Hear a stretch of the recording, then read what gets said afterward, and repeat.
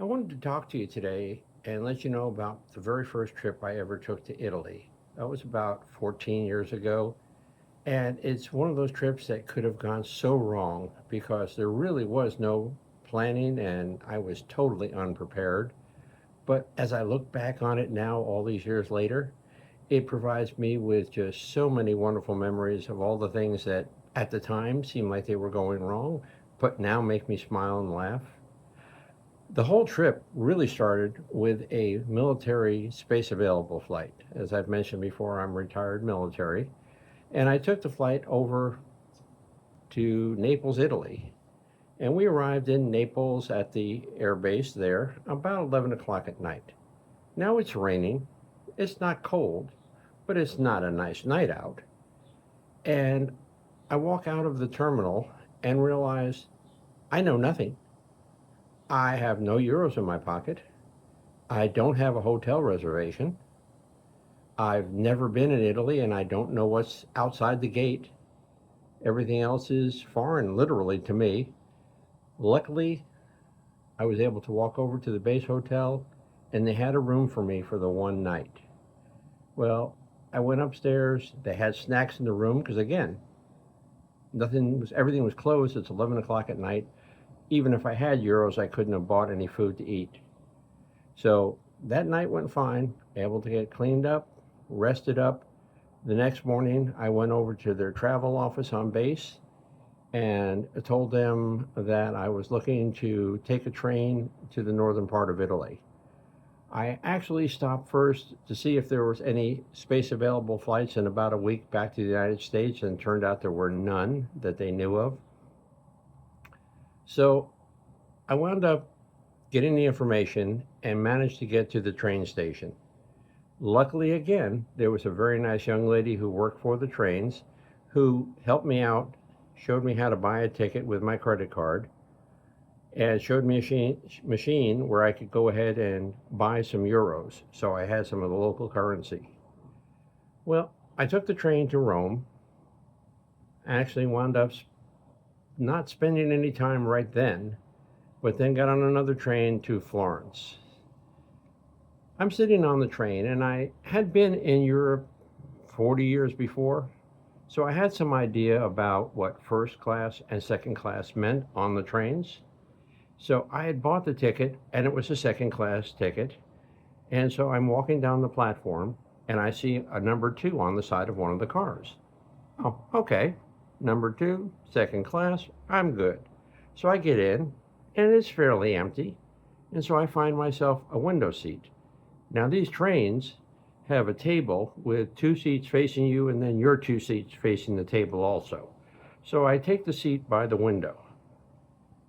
Sitting there, maybe 10 minutes later, we're getting almost ready to go, and on board comes this Italian family, father, mother, and a younger teenage daughter.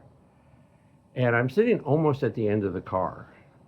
And they're sitting there, or standing there, I should say, looking around, reading the numbers above the seats, and conversing among themselves. And finally, they decided to come over. The father and the mother sat across from me, and the daughter sat on the aisle seat next to me. I didn't think anything of it. They were smiling. They didn't speak English. I didn't speak Italian. But that was fine. The train pulled out of the station, and I don't think it was 10 minutes later that the light bulb went on, and I realized I was sitting in one of their reserved seats. I now know that the ticket not only shows you the class of service that you're in, but it also shows you the car number that you're in and the seat number that's been assigned on these long distance trains. I remembered nothing or ever knew anything about that and just took any available seat. Well, these people were sweet. They were just too nice to say anything. They could have said, "That's our seat." They could have gotten the conductor, who probably spoke English as well, but they did nothing.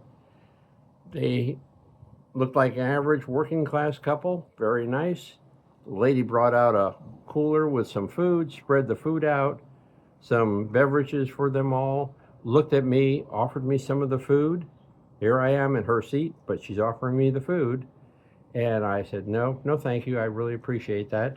And so they had their food.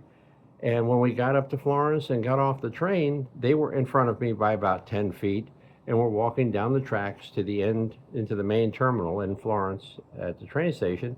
And the lady turns around, waves, and says, ciao, and then just turned on. She was so sweet. They were all three of them so sweet and so kind.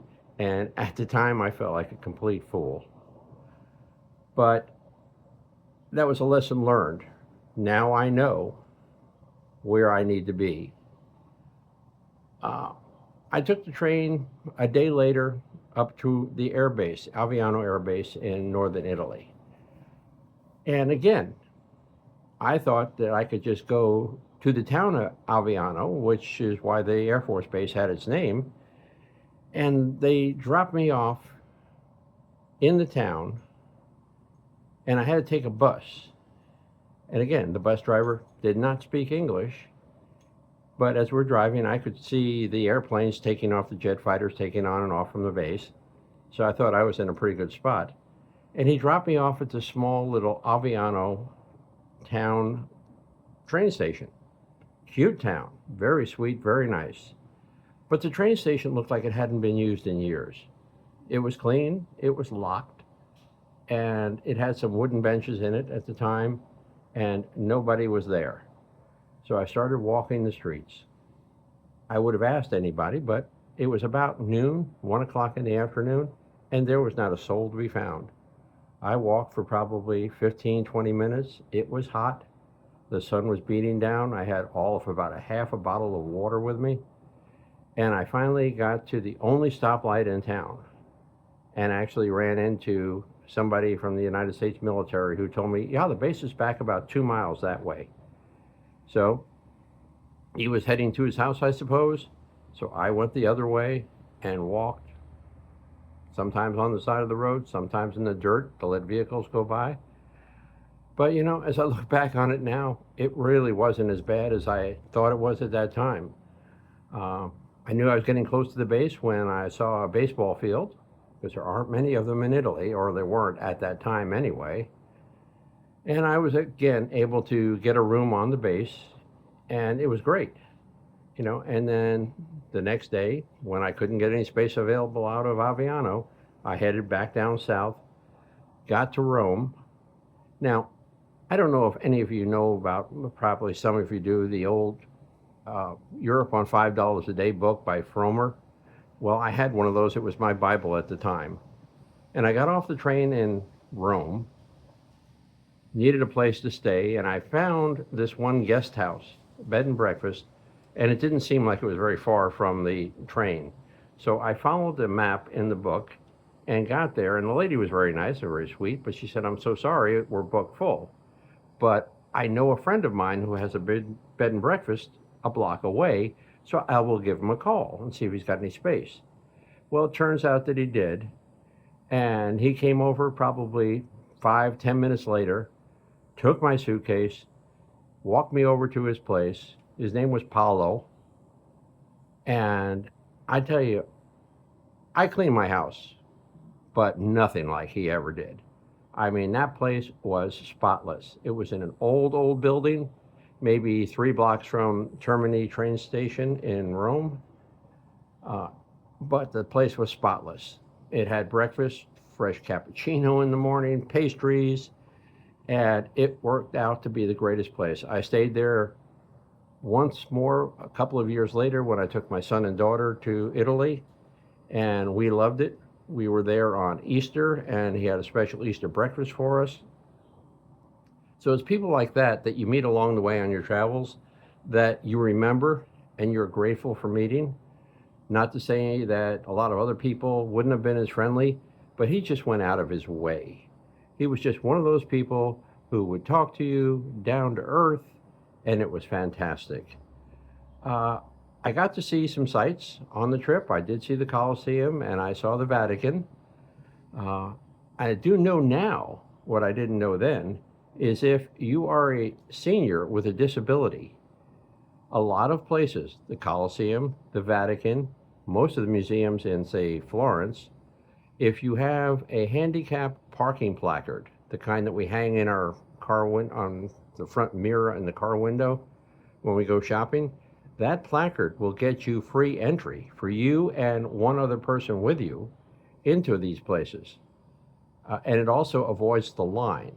Now, some days I think that avoiding the line is even more important than not having to pay for it, because the disability entry to these places is absolutely free.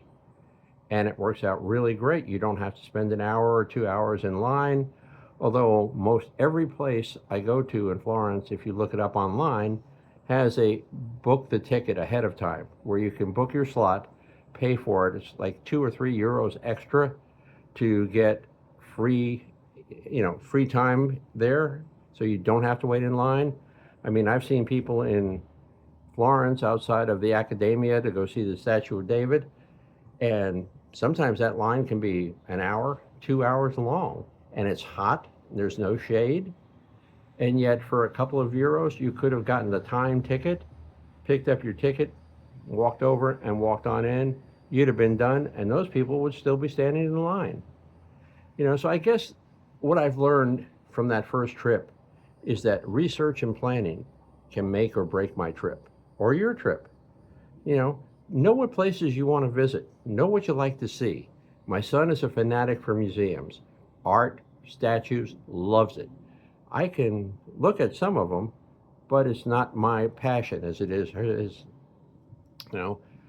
Some people like places, like I say, the Vatican. I have been there 4 times, loved it each time. The Colosseum, the palaces and museums, the Uffizi Gallery in Florence, the Accademia where David is, and just walking the streets. Know what you like. Know what kind of person you are, what your preferences are. They work really well when you do that. And finally, the biggest thing, I suppose, if I had to tell anybody something, is you simply can't see it all in one trip. If you have a week, even if you have 2 weeks, it's a huge country. There is just so much to see, from Sicily in the south all the way up to the Dolomites in the north. And when you think about it, for instance, if you're leaving a hotel or an Airbnb in Rome and you're going to Florence, by the time you leave your Airbnb and you take the train the hour and a half to Florence and then get out of the train and go to the new Airbnb or hotel, you've used up a half a day. Now, that may not sound like a lot, but if you only have 5 or 6 days in country, that is a long period of time. So pick out what you really want to see. Understand that in a week, you probably don't want to go more than 2 places. And lastly, you're never going to see these people again. You're not going to run in. You're not going to be going into Walmart down the street sometime and somebody's going to come up and say, "Oh, didn't I see you in Italy a little while ago?" So watch what clothes you take. They actually sell everything that you'll ever need in Italy. Unless you're in some small little town, they sell everything that we have here in the United States. Don't overpack, because you've got to move your own suitcase by yourself. You've got to lug it up the stairs onto the train. You've got to lug it across the cobblestones in the cities. It's just not worth it. You can get an Airbnb that has a washer. Some of them even have a combo washer dryer. Most don't have dryers, but that's okay. You can wash out your clothes. You can go casual. I rarely ever see anybody except an Italian business person wearing a suit and a tie. You have to wear long pants or long coverings that cover your knees and your shoulders when you go into churches, because it's a respectful thing to do. But other than that, dress casually. Have a good pair of walking shoes. You're going to do a lot of walking, no matter what. And enjoy yourself. You plan for this trip. Take the time. Put the investment in up front, and it will pay you back immensely when you're done. So I just wanted to let you know that even though I took an unplanned and unprepared trip, and things could have gone so wrong so many times, that now, all these years later, I wouldn't have changed a thing. It turned out to be one of the best trips that I've ever had. So if you have any comments, I would really love to hear them. And please, if you like this kind of video, let me know by liking and subscribing.